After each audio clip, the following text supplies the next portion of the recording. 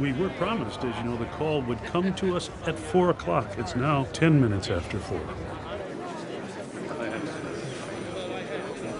What kind of Christmas show is this? We're waiting here in Los Angeles for a phone call from legendary billionaire Howard Hughes, which could debunk...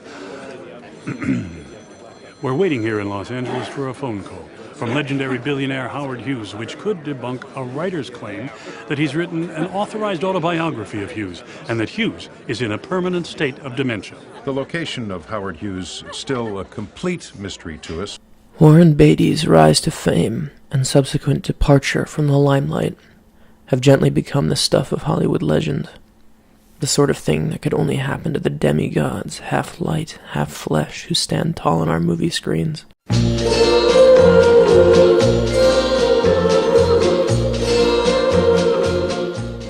He started out a sort of statuesque Brando or Montgomery Clift in training, quivering with intensity and vulnerability.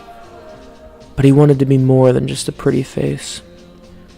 He and Arthur Penn attempted to bring some much-needed spontaneity and European fearlessness to America, first with the underrated and underseen Mickey 1. Then with Titanic game-changer Bonnie and Clyde. From there, Beatty had his pick of projects, but he wasn't interested in following anyone's idea of a star career. He wanted to be able to have his pick of politically charged material about the death of idealism in America, and still be able to pursue his dream, being an old-school film comedian. He ricocheted in his acting and directorial efforts between arcane political science and highly stylized pulp comedy, becoming increasingly alienated from popular trends, until he disappeared altogether.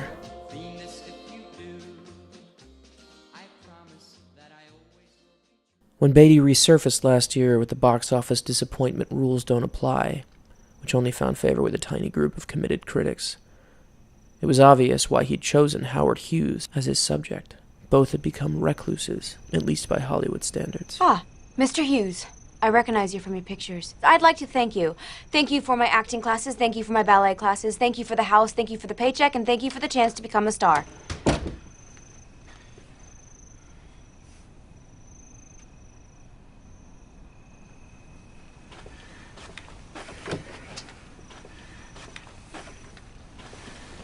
Your name is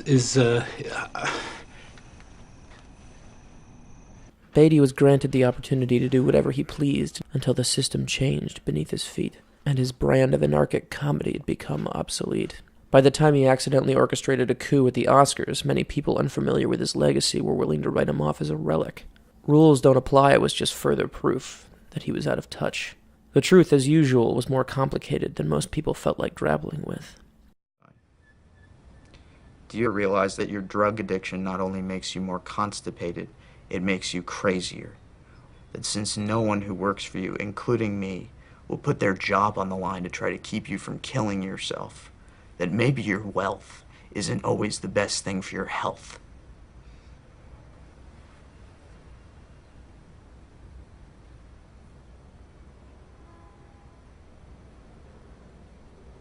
Beatty, who easily mixed his laconic sense of humor, one developed with the help of comic genius Elaine May, with a laser-fine sense of style. Say, I'm raising money for this magazine that I write for. Magazine? Yes, What sir. magazine? Well, it's called The Masses. The what? The Masses. The Masses. Masses. That's Jack, the name. do you remember Mr. Potterson's sister, the one with the bad arm? Is that religious? Oh, no, sir. No, sir. Was attempting the sort of oddball art house statement not usually witnessed in American cinema. With Rules Don't Apply, he was publicly and without shame wrestling with his own history, his sexuality,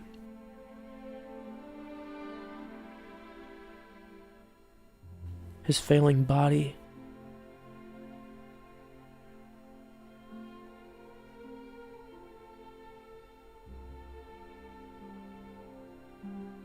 his star image, the public's fading interest in his mystique.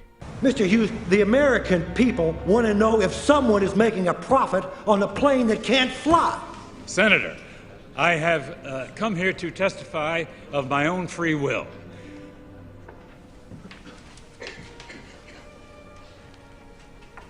In the past he no longer knew. It begins in 1958, right around the dawn of Beatty's own career. A place reached only by meshing his actors with the gorgeous stock footage.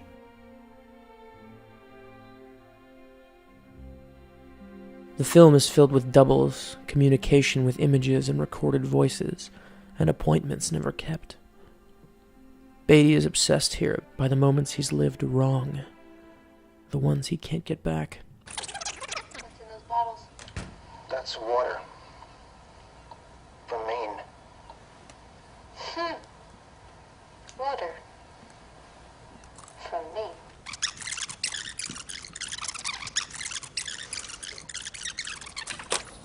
He thought for a moment, then he answered. He said the rules don't apply to you. In the movies we see, in the shows on TV, and in anthems passionately sung, there's a message that you've got to keep believing in yourself, but they generally mean if you're young. This kind of obsession with mortality, coupled with his amber-hued images of a man, a town, an industry, a way of life in their twilight, reflect the aesthetic predilections of other aging international filmmakers in recent years. These directors, like Beatty, saw the way that digital could bend reality in ways that film never could.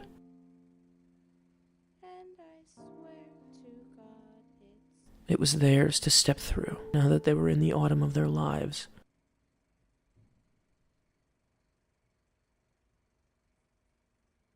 There's a bitter sweetness to the resignation in Rules Don't Apply that we may rule the motion picture industry, capture the hearts and minds of millions of ordinary Americans, conquer the very skies above, but we still can't whip our lives into the straight lines we once imagined they might be. Nothing allows us the power to live the lives we dream of if we aren't up to the task. Once upon a time, both Hughes and Beatty made the world roll over it. But that world moved on without either of them, as it will each of us. The least we could hope to do is make something as heartfelt as Rules Don't Apply. A last smiling glance from a man on his way out of our lives. When this ladies' man dies, he'll be taking the past with him, into an afterlife we can only visit in our dreams, or in warm digital images.